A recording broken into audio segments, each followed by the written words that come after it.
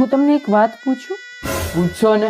તમારે કોઈ પેલા બેનપણી કે એવું કઈ હતું? હા, આ અમારે બેનપણા નો હોય. અમાર ઘર ખબર પડી જાય ને તો અમારા બાપા વાહા કાબરા કરી નાખે. તો તમારે લગ્ન કરવાનું રીઝન શું છે?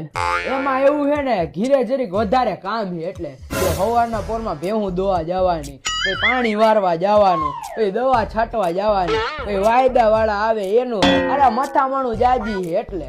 તો હે ને એક માણા રાખી લેવાય. આ માણા પોહાવા તો જોઈને આપણને 20,000 રૂપિયા લઈએ મહિનાના, અને 12 મહિનાના થયા 2,40,000, અને 5 વર્ષે જોવા જાય ને તો 12 લાખે કાંટો અડે.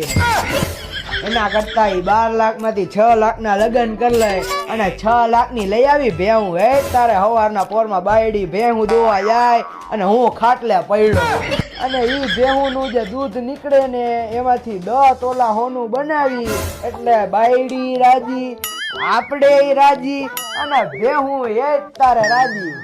10 તોલા હોનું તો મારી હાથ છે, કરો કંકુના. એ ગાંડી શરમાઈ ગઈ.